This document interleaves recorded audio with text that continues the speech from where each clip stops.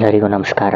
ಇವತ್ತು ನಾನು ಎಕ್ಸ್ಪ್ಲೇನ್ ಮಾಡ್ತಿರೋ ಮೂವಿ ಹೆಸರು ದಿ ವುಲ್ಫ್ ಮ್ಯಾನ್. ಚಾನಲ್ಗೆ ಹೊಸೊಬ್ಬರಾಗಿದ್ದರೆ ಸಬ್ಸ್ಕ್ರೈಬ್ ಮಾಡ್ಕೊಳ್ಳಿ, ಶೇರ್ ಮಾಡಿ, ಲೈಕ್ ಮಾಡಿ. Let start the video.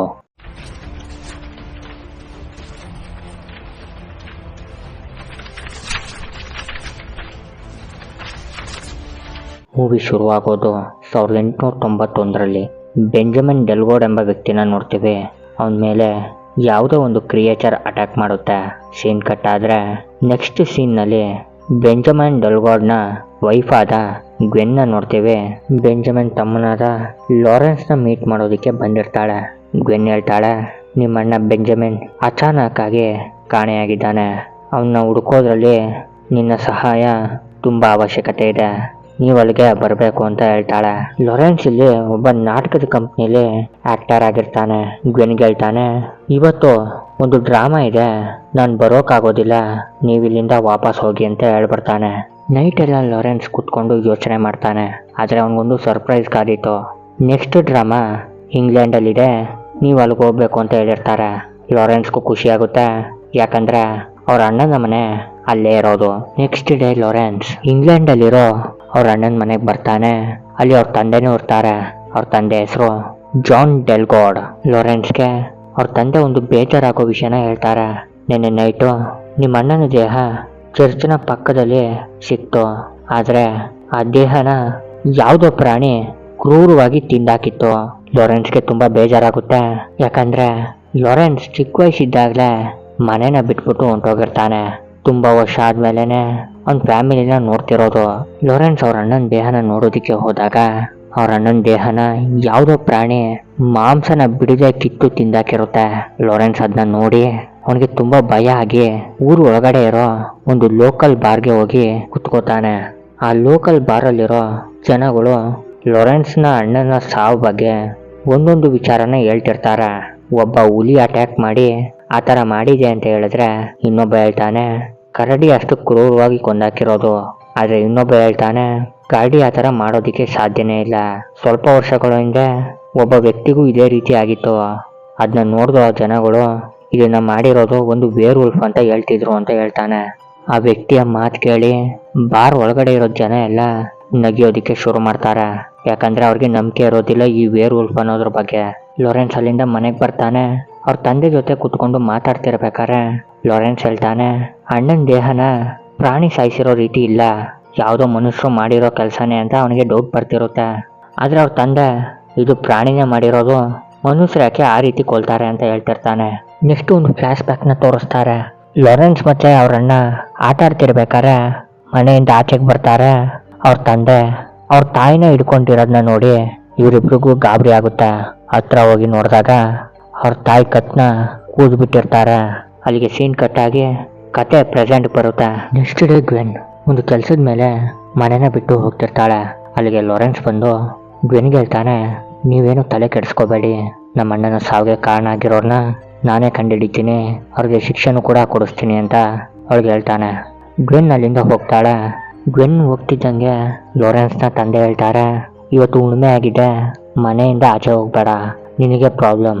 Lawrence ಆ ಮಾತಿಗೆ ತಲೆ ಕೆಡಿಸ್ಕೊಳ್ಳೋದಿಲ್ಲ, ಯಾಕಂದ್ರೆ ಅವ್ರ ಅಣ್ಣನ ಕೊಂದವನ್ನ ಬೇಗನೆ ಕಂಡುಹಿಡಿಬೇಕು ಅನ್ನೋ ಆತರ ಅವನಿಗಿರುತ್ತೆ. ನೈಟ್ ಆಗ್ತಿದ್ದಂಗೆ ಲಾರೆನ್ಸ್ ಊರಿಂದ ಆಚೆ ಇರೋ ಒಂದು ಜನಾಂಗದ ಹತ್ರ ಹೋಗ್ತಾನೆ. ಅಲ್ಲಿ ಒಬ್ಳು ಮಾಟಗಾತಿ ಇರ್ತಾಳೆ. ಅವಳ ಹತ್ರ ಹೋಗಿ ಒಂದು ಲಾಕೆಟ್ನ ಕೊಡ್ತಾನೆ. ಆ ಮಾಟಗಾತಿ ಕೇಳ್ತಾಳೆ, ಈ ಲಾಕೆಟ್ ಎಲ್ಲಿ ಸಿಕ್ತು ಅಂತ. ಅಷ್ಟರಲ್ಲಿಗೆ ಊರಿನ ಜನಗಳು ಗನ್ನ ತಗೊಂಡು ಬಂದಿರ್ತಾರೆ. ಯಾಕಂದ್ರೆ ಅವ್ರಿಗನ್ಸಿರುತ್ತೆ ಈ ಜನಾಂಗದವ್ರು ಬಂದಾಗಿಂದನೇ ಈ ಕೊಲೆಗಳು ನಡೀತಿರೋದು, ಯಾಕಂದ್ರೆ ಇವ್ರ ಹತ್ರ ಒಂದು ಕರಡಿ ಇದೆ ಅಂತ. ಆದರೆ ಅವ್ರ ಗೆಸ್ ತಪ್ಪಾಗಿತ್ತು. ಅಷ್ಟರಲ್ಲಿ ಅಲ್ಲಿಗೆ ಒಂದು ವೇರ್ ವುಲ್ಫ್ ಬಂದು ಒಬ್ಬೊಬ್ಬರನ್ನೇ ಕೊಲ್ತಿರುತ್ತೆ. ಒಂದು ಹುಡುಗ ದೂರ ಓಡೋಗ್ತಿರೋದನ್ನ ಲಾರೆನ್ಸ್ ಗಮನಿಸ್ತಾನೆ. ಆದರೆ ಆ ಹುಡುಗನಿಗೆ ಗೊತ್ತಿರೋದಿಲ್ಲ ಆ ವೇರ್ ವುಲ್ಫ್ ಕೂಡ ಅವನ್ನೇ ಫಾಲೋ ಮಾಡ್ತಿದೆ ಅಂತ. ಲಾರೆನ್ಸ್ ಅದನ್ನ ನೋಡಿ ಗನ್ನ ತಗೊಂಡು ಆ ಹುಡುಗನ ಫಾಲೋ ಮಾಡ್ತಾ ಹೋಗ್ತಾನೆ. ಲಾರೆನ್ಸ್ ಆ ಹುಡುಗನ ಕಾಪಾಡ್ತಾನೆ. ಆದರೆ ಆ ವೇರ್ ವುಲ್ಫ್ ಲಾರೆನ್ಸ್ನ ಕತ್ತಿಗೆ ಕಚ್ಚಿಬಿಡುತ್ತೆ. ಅಷ್ಟರಲ್ಲಿ ಅಲ್ಲಿಗೆ ಅವ್ರ ಊರವ್ರು ಬಂದು ಅವನ್ನ ಕಾಪಾಡ್ತಾರೆ. ಅದೇ ಮಾಟಗಾತಿ ಆ ಕಚ್ಚಿರೋ ಜಾಗನ ಒಲಿತಾಳೆ. ಅಲ್ಲಿರೋ ಜನ ಎಲ್ಲ ಹೇಳ್ತಿರ್ತಾರೆ, ಆ ವೇರ್ ವುಲ್ಫ್ ಅವನಿಗೆ ಕಚ್ಚಿದೆ, ಅವನು ಕೂಡ ಮಾನ್ಸ್ಟರ್ ಆಗಿ ಬದಲಾಗ್ತಾನೆ, ನಾವೇ ಅವನ್ನ ಸಾಯಿಸ್ಬಿಡ್ಬೇಕು ಅಂತ ಮಾತಾಡ್ತಿರ್ತಾರೆ. ಆದರೆ ಆ ಮಾಟಗಾತಿ ಆ ಜನ ಕೇಳ್ತಾಳೆ, ನೀವೇನಾರು ಅವನ್ನ ಸಾಯಿಸಿದ್ರೆ ಇನ್ನೂ ದೊಡ್ಡ ಪ್ರಾಬ್ಲಮ್ನ ಫೇಸ್ ಮಾಡಬೇಕಾಗುತ್ತೆ. ಅಲ್ಲಿರೋ ಜನ ಎಲ್ಲ ಸುಮ್ಮನಾಯ್ತಾರೆ. ಲಾರೆನ್ಸ್ನ ನೆಕ್ಸ್ಟ್ ಡೇ ಅವ್ರ ಮನೆಗೆ ಕಳಿಸ್ಕೊಡ್ತಾರೆ. ಜಾನ್ಗೆ ತನ್ನ ಮಗನ ಪರಿಸ್ಥಿತಿ ನೋಡಿ ತುಂಬ ಬೇಜಾರಾಗ್ತಿರುತ್ತೆ. ಅಲ್ಲಿಗೆ ಡಾಕ್ಟ್ರನ್ನು ಕೂಡ ಕರೆಸಿರ್ತಾನೆ.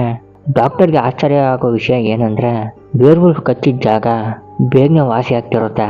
ಗ್ವೆನ್ಗೂ ಲಾರೆನ್ಸ್ ಮೇಲೆ ಅಟ್ಯಾಕ್ ಆಗಿರೋ ವಿಚಾರ ಗೊತ್ತಾಗಿ ಅವಳು ಕೂಡ ವಾಪಸ್ ಬಂದ್ಬಿಟ್ಟಿರ್ತಾಳೆ. ಇನ್ಸ್ಪೆಕ್ಟರ್ನ ಕರೆಸಿರ್ತಾರೆ. ಇನ್ಸ್ಪೆಕ್ಟರ್ ಲಾರೆನ್ಸ್ನ ವಿಚಾರಣೆ ಮಾಡಿದಾಗ ಅವ್ರಿಗೆ ಯಾವ ವಿಷಯನೂ ಸಿಗೋದಿಲ್ಲ. ಅವರು ಕೂಡ ಲಾರೆನ್ಸ್ನ ಅಣ್ಣನ ಕೇಸ್ನ ಸಾಲ್ವ್ ಮಾಡೋದಕ್ಕೆ ಬಂದಿರ್ತಾರೆ. ಲಾರೆನ್ಸ್ನ ಚೆಕ್ ಮಾಡ್ಬಿಟ್ಟು ಹೋಗಿದ್ರಲ್ಲ ಅದೇ ಡಾಕ್ಟ್ರು ಜನಗಳನ್ನ ಕರ್ಕೊಂಡು ಅವ್ರ ಮನೆ ಹತ್ರ ಬರ್ತಾರೆ. ಯಾಕಂದ್ರೆ ಅಲ್ಲಿರೋರ್ಗೆಲ್ಲ ಗೊತ್ತಾಗೋಗಿರುತ್ತೆ ಲಾರೆನ್ಸ್ ನೆಕ್ಸ್ಟ್ ವೇರ್ವುಲ್ಫ್ ಆಗ್ತಿದ್ದಾನೆ ಅಂತ. ಅವನ್ನ ಕೊಲ್ಬೇಕು ಅಂತ ಅವರೆಲ್ಲ ಅವನ್ನ ಹಿಡ್ಕೊಂಡ್ರೆ ಅಷ್ಟರಲ್ಲಿ ಅಲ್ಲಿಗೆ ಲಾರೆನ್ಸ್ನ ತಂದೆಯಾದ ಜಾನ್ ಬರ್ತಾನೆ. ಜಾನ್ ಅವ್ರಿಗೆಲ್ಲರಿಗೂ ಹೇಳ್ತಾನೆ, ನನ್ನ ಪರ್ಮಿಷನ್ ಇಲ್ಲದೆ ನನ್ನ ಮಗನ ಮುಟ್ಟಿದ್ರೆ ಇದೇ ಗನ್ನಿಂದ ಅವ್ರನ್ನ ಸಾಯಿಸ್ಬಿಡ್ತೀನಿ ಅಂತ. ಅವರೆಲ್ಲ ಎದುರ್ಕೊಂಡು ಅಲ್ಲಿಂದ ಹೊಂಟೋಗ್ತಾರೆ. ನೈಟ್ ಆಗುತ್ತೆ.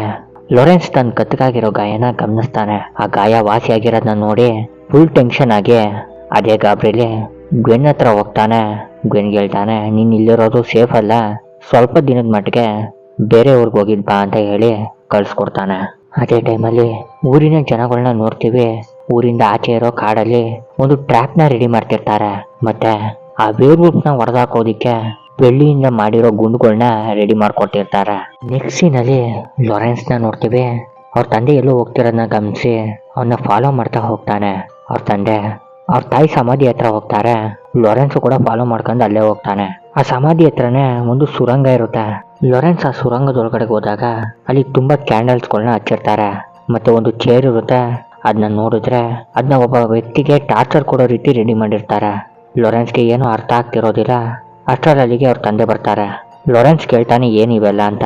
ಲಾರೆನ್ಸ್ನ ತಂದೆಯಾದ ಜಾನ್ ಹೇಳ್ತಾನೆ, ನಿಮ್ಮ ತಾಯಿ ಸತ್ತಾಗ ನಾನು ಡಿಪ್ರೆಷನ್ಗೆ ಹೊಂಟೋದೆ. ಆ ಟೈಮಲ್ಲಿ ನಾನು ಇಲ್ಲೇ ಬಂದು ಕಾಲನ ಕಳೀತಿದ್ದು. ನನಗೆ ಒಬ್ಬನೇ ಇರೋದು ಅಂದರೆ ತುಂಬ ಇಷ್ಟ. ಹಂಗೇಳಿ ಲಾರೆನ್ಸ್ನ ಆಚೆಗೆ ಹಾಕಿ ಬಾಕ್ಲಾಕೋಗ್ಬಿಡ್ತಾನೆ. ಲಾರೆನ್ಸ್ನ ತಂದೆ ಲಾರೆನ್ಸ್ಗೆ ಇನ್ನೊಂದು ವಿಚಾರನ ಹೇಳ್ತಾರೆ. ಇನ್ನು ಸ್ವಲ್ಪ ಹೊತ್ತಲ್ಲೇ ಜನಕ್ಕೆ ನಿನ್ನ ನಿಜವಾದ ರೂಪ ಗೊತ್ತಾಗುತ್ತೆ. ಆ ಮಾತನ್ನ ಕೇಳಿ ಲಾರೆನ್ಸ್ಗೆ ಇನ್ನಷ್ಟು ಗಾಬರಿ ಆಗುತ್ತೆ.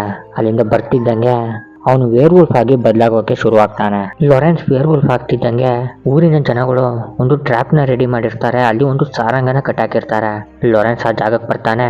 ಆದ್ರೆ ಆ ಟ್ರ್ಯಾಪ್ ಅಲ್ಲಿ ಒಂದು ಹಳ್ಳನ ತೋಡಿರ್ತಾರೆ. ಅದ್ರ ಒಳಗಡೆ ಬಿದ್ದೋಗ್ತಾನೆ. ಎಲ್ಲ ಜನಗಳು ವೇರ್ವುಲ್ಫ್ನ ಹಿಡಿದು ಅಂತ ಹತ್ರಕ್ಕೆ ಬರ್ತಾರೆ. ಲಾರೆನ್ಸ್ ಆ ಹಳ್ಳದಿಂದ ಮೇಲಕ್ಕೆ ಬಂದು ಅಲ್ಲಿರೋರ್ನೆಲ್ಲ ಕ್ರೂರವಾಗಿ ಕೊಂದಾಕ್ಬಿಟ್ಟು ಅಲ್ಲಿಂದ ಹೊಂಟೋಗ್ತಾನೆ. ಅಲ್ಲಿಗೆ ಪೊಲೀಸ್ ಆಫೀಸರ್ ಬರ್ತಾರೆ. ಅಲ್ಲಿ ಸತ್ ಬಿದ್ದಿರೋ ಹೆಣಗಳನ್ನ ನೋಡಿ ಅವ್ರಿಗೆ ಫುಲ್ಲು ಟೆನ್ಷನ್ ಆಗೋಗುತ್ತೆ. ನೆಕ್ಸ್ಟ್ ಡೇ ಲಾರೆನ್ಸ್ ಒಂದು ಮರದ ಹತ್ರ ಬಿದ್ದಿರ್ತಾನೆ. ಅವ್ನ ಬಟ್ಟೆಯೆಲ್ಲ ರಕ್ತ ಆಗಿರುತ್ತೆ. ಎಚ್ಚರ ಆದರೆ ಅಷ್ಟರಲ್ಲಿ ಅಲ್ಲಿಗೆ ಪೊಲೀಸ್ ಜನಗಳನ್ನ ಕರ್ಕೊಂಡು ಬಂದಿರ್ತಾನೆ. ಅವನಿಗೆ ಹೊಡೆದಿ ಮೂರ್ಛೆ ತಪ್ಪಿಸಿ ಒಂದು ಮೆಂಟಲ್ ಅಸೈಲಮ್ಗೆ ಸೇರಿಸ್ತಾರೆ. ಅಲ್ಲಿರೋ ಡಾಕ್ಟರು ಲಾರೆನ್ಸ್ ಮೇಲೆ ತುಂಬಾ ಎಕ್ಸ್ಪೆರಿಮೆಂಟ್ನ ಮಾಡ್ತಾರೆ. ಮಾಡ್ತಾನೆ ತುಂಬಾ ದಿನಗಳು ಕಳೆದೋಗುತ್ತೆ. ಲಾರೆನ್ಸ್ಗೆ ಶಕ್ತಿನೇ ಇರೋದಿಲ್ಲ, ಆ ರೀತಿ ಆಗೋಗಿರ್ತಾನೆ. ಒಂದು ಜೈಲಲ್ಲಿ ಕೂಡಾಕಿರ್ಬೇಕಾರೆ ಅಲ್ಲಿಗೆ ಲಾರೆನ್ಸ್ ತಂದೆಯಾದ ಜಾನ್ ಬರ್ತಾನೆ. ಲಾರೆನ್ಸ್ನ ತಂದೆ ಇವಾಗ ನಿಜನ ಹೇಳ್ತಾರೆ. ತುಂಬಾ ವರ್ಷಗಳ ಹಿಂದೆ ಇಂಡಿಯಾಗೆ ಹೋಗಿದ್ದೆ. ಅಲ್ಲಿರೋ ಜನಗಳು ಒಂದು ಬೆಟ್ಟದ ಹತ್ರ ಒಂದು ಸುರಂಗ ಇದೆ, ಅಲ್ಲಿ ಒಂದು ವಿಚಿತ್ರವಾದ ಮಾನ್ಸ್ಟರ್ ಇದೆ ಅಂತ ಹೇಳ್ತಿದ್ರು. ನನಗೆ ಕುತೂಹಲ ಜಾಸ್ತಿ ಆಗಿ ನೋಡ್ಲೇಬೇಕು ಅಂತ ಆ ಸುರಂಗದೊಳಗಡೆ ಹೋದಾಗ ಅಲ್ಲಿ ಒಬ್ಬ ಹುಡುಗ ಇದ್ದ. ಆದ್ರೆ ಆ ಹುಡುಗ ಲೈಕಂಟ್ರೋಪಿ ಎಂಬ ರೋಗದಿಂದ ಪ್ರಾಣಿ ರೀತಿ ಆಡ್ತಿದ್ದ. ಆ ಹುಡುಗ ನನಗೆ ಕಚ್ಚಿದ. ಅದಾಗಿ ಒಂದು ಸ್ವಲ್ಪ ದಿನ ಆದ್ಮೇಲೆ ಎಲ್ಲ ನಾರ್ಮಲ್ ಆಗೇ ಇತ್ತು. ಆಮೇಲೆ ಆ ರೋಗದ ಪವರು ನನಗೆ ಗೊತ್ತಾಗೋದಕ್ಕೆ ಶುರುವಾಯಿತು. ಅದರಿಂದ ತುಂಬಾ ಸಫರ್ ಆಗಿ ನಾನು ಕಂಟ್ರೋಲ್ ಮಾಡೋದಕ್ಕೆ ಟ್ರೈ ಮಾಡಿದೆ. ಆದರೆ ಆಗಲಿಲ್ಲ. ಆ ರೋಗದಿಂದ ಫಸ್ಟು ನಿನ್ನ ತಾಯಿನ ಕೊಂದಾಕ್ತೆ. ಅದಾಗಿ 30 ವರ್ಷ ಆದಮೇಲೆ ನಿಮ್ಮ ಅಣ್ಣಂಗೆ ಮದುವೆ ಆಯಿತು. ಮದುವೆ ಆದಮೇಲೆ ಮನೆ ಬಿಡ್ತೀನಿ ಅಂತ ಹೇಳ್ತಿದ್ದ. ಇರೋ ಒಬ್ಬ ಮಗನು ಮನೆ ಬಿಟ್ಟು ಹೊಂಟೋಗ್ತಾನಲ್ಲ ಅಂತ ಅದೇ ಬೇಜಾರಲ್ಲಿ ಆವತ್ತು ನೈಟು ನಿಮ್ಮ ಅಣ್ಣನ ನಾನೇ ಕೊಂದಾಕ್ತೆ. ಲಾರೆನ್ಸ್ಗೆ ಇದನ್ನೆಲ್ಲ ಕೇಳಿ ಅವ್ರ ಅಪ್ಪನ ಮೇಲೆ ತುಂಬ ಕೋಪ ಮಾಡ್ಕೋತಾನೆ. ನೈಟ್ ಆಗುತ್ತೆ. ಡಾಕ್ಟರ್ ಲಾರೆನ್ಸ್ನ ಒಂದು ಚೇರ್ಗೆ ಕಟ್ಟಾಕಿ ಒಂದು ಎಕ್ಸ್ಪೆರಿಮೆಂಟ್ ರೂಮ್ ಹತ್ರ ಕರ್ಕೊ ಹೋಗ್ತಾರೆ. ಅಲ್ಲಿ ತುಂಬ ಜನ ಡಾಕ್ಟರ್ ಬಂದಿರ್ತಾರೆ. ಡಾಕ್ಟರ್ ಹೇಳ್ತಾರೆ, ಮಿಸ್ಟರ್ ಲಾರೆನ್ಸ್ಗೆ ಉಣ್ಮೆ ದಿನ ತಾವು ವೇರ್ವುಲ್ಫ್ ಆಗಿ ಬದಲಾಗ್ತೀನಿ ಅಂತ ಒಂದು ಭ್ರಮೆ ಇದೆ. ಅದನ್ನ ನಾನು ಇವತ್ತು ಸುಳ್ಳು ಮಾಡ್ತೀನಿ ಅಂತ ಡಾಕ್ಟರ್ ಅಲ್ಲಿರೋರ್ಗೆಲ್ಲ ಹೇಳ್ತಾರೆ. ಪೂರ್ತಿಯಾಗಿ ಚಂದ್ರ ಕಾಣ್ತಿದ್ದಂಗೆ ಲಾರೆನ್ಸು ವೇರ್ವುಲ್ಫ್ ಆಗಿ ಬದಲಾಗ್ತಾನೆ. ಅಲ್ಲಿರೋರೆಲ್ಲ ಗಾಬರಿಯಾಗಿ ಅಲ್ಲಿ ಇಲ್ಲಿ ಓಡೋದಕ್ಕೆ ಶುರು ಮಾಡ್ತಾರೆ. ಲಾರೆನ್ಸ್ ಫಸ್ಟು ಡಾಕ್ಟರ್ನ ಸಾಯಿಸ್ತಾನೆ. ಅಲ್ಲಿರೋರೆಲ್ಲ ತಪ್ಪಿಸ್ಕೊಂಡು ಹೊಂಟೋಗ್ತಾರೆ. ಲಾರೆನ್ಸು ಕೂಡ ತಪ್ಪಿಸ್ಕೊಂಡು ಆಚೆಗೆ ಬರ್ತಾನೆ. ಬೆಳಗ್ಗೆ ಆಗುತ್ತೆ. ಪೊಲೀಸ್ ಆಫೀಸರ್ ತನ್ನ ಟೀಮ್ನ ಕರ್ಕೊಂಡು ಬರ್ತಿರ್ತಾನೆ. ಅದೇ ಟೈಮಲ್ಲಿ ಲಾರೆನ್ಸ್ನ ನೋಡ್ತೇವೆ ತನ್ನ ತಂದೆ ಮನೆಗೆ ಬಂದಿರ್ತಾನೆ. ಅವ್ರ ತಂದೆ ಮನೆಯಲ್ಲಿ ಕೆಲಸ ಮಾಡ್ತಿದ್ದ ವರ್ಕರ್ಸ್ನೆಲ್ಲನೂ ಆವಾಗಲೇ ಅವ್ರ ತಂದೆ ಕೊಂದಾಕಿರ್ತಾನೆ. ಲಾರೆನ್ಸ್ಗೆ ತುಂಬ ಭಯ ಆಗುತ್ತೆ. ಗನ್ನ ತಗೊಂಡು ಅದಕ್ಕೆ ಸಿಲ್ವರ್ ಬುಲೆಟ್ಸ್ಗಳನ್ನ ಎತ್ಕೋತಾನೆ. ಅಷ್ಟರಲ್ಲಿಗೆ ಅವ್ರ ತಂದೆ ಬರ್ತಾರೆ. ಲಾರೆನ್ಸ್ ಆ ಗನ್ನಿಂದ ಅವ್ರ ತಂದೆಗೆ ಫೈರ್ ಮಾಡಿದ್ರೆ ಆ ಗನ್ನೇ ವರ್ಕ್ ಆಗ್ತಿರೋದಿಲ್ಲ. ಲಾರೆನ್ಸ್ನ ತಂದೆ ಗೊತ್ತಿರುತ್ತೆ ಇವನು ಇದೇ ರೀತಿ ಮಾಡ್ತಾನೆ ಅಂತಾನೆ ಮೊದಲೇ ಆ ಗನ್ನ ಕೆಡಿಸಿರ್ತಾನೆ. ಇಬ್ರಿಗೂ ಒಂದು ಫೈಟ್ ನಡೆಯುತ್ತೆ. ಅಷ್ಟರಲ್ಲಿ ಅಲ್ಲಿ ರಾತ್ರಿ ಆಗಿ ಚಂದ್ರ ಮೇಲ್ಗಡೆಗೆ ಬಂದಾಗ ಇಬ್ಬರು ವೇರ್ವುಲ್ಫ್ ಆಗಿ ಬದಲಾಗ್ತಾರೆ. ಫೈಟ್ ಮಾಡ್ತಿರ್ಬೇಕಾರೆ ಲಾರೆನ್ಸ್ ಅವ್ರ ತಂದೆನ ಸಾಯಿಸ್ಬಿಡ್ತಾನೆ. ಅಷ್ಟರಲ್ಲಿಗೆ ಗ್ವೆನ್ ಮತ್ತೆ ಪೊಲೀಸ್ ಆಫೀಸರ್ ಬರ್ತಾರೆ. ಆ ವೇರ್ವುಲ್ಫ್ ಗ್ವೆನ್ ಮೇಲೆ ಅಟ್ಯಾಕ್ ಮಾಡೋದಕ್ಕೆ ಹೋದಾಗ ಪೊಲೀಸ್ ಆಫೀಸರ್ ಅದಕ್ಕೆ ಫೈರ್ ಮಾಡೋದಕ್ಕೆ ಹೋಗ್ತಾನೆ. ಆದ್ರೆ ಗ್ವೆನ್ ತಡೆದು ಬಿಡ್ತಾಳೆ. ಆ ವೇರ್ವುಲ್ಫ್ ಆ ಪೊಲೀಸ್ ಆಫೀಸರ್ ಮೇಲೆ ಅಟ್ಯಾಕ್ ಮಾಡಿ ಅವನಿಗೆ ಕಚ್ಬಿಟ್ಟು ಗ್ವೆನ್ನ ಫಾಲೋ ಮಾಡ್ಕೊ ಹೋಗಿದ್ದು ಅವಳ ಮೇಲೂ ಕೂಡ ಅಟ್ಯಾಕ್ ಮಾಡುತ್ತೆ. ಗ್ವೆನ್ ಲಾರೆನ್ಸ್ನ ವಾಪಸ್ ತರೋದಕ್ಕೆ ಟ್ರೈ ಮಾಡ್ತಾಳೆ, ಆದರೆ ಆಗೋದಿಲ್ಲ. ಕೊನೆಗೆ ಆ ವೇರ್ವುಲ್ಫ್ಗೆ ಫೈರ್ ಮಾಡಿಬಿಡ್ತಾಳೆ. ನಿಧಾನವಾಗಿ ಆ ವೇರ್ವುಲ್ಫ್ ಲಾರೆನ್ಸ್ ಆಗಿ ಬದಲಾಗುತ್ತೆ. ಲಾರೆನ್ಸ್ ಸತ್ತೋಗ್ತಾನೆ. ಅಲ್ಲಿಗೆ ಈ ಮೂವಿ ಎಂಡ್ ಆಗುತ್ತೆ. ಈ ಎಕ್ಸ್ಪ್ಲನೇಷನ್ ನಿಮಗೆ ಇಷ್ಟ ಆಗಿದ್ರೆ ಚಾನಲ್ನ ಸಬ್ಸ್ಕ್ರೈಬ್ ಮಾಡ್ಕೊಳ್ಳಿ, ಶೇರ್ ಮಾಡಿ, ಲೈಕ್ ಮಾಡಿ. ಧನ್ಯವಾದಗಳು.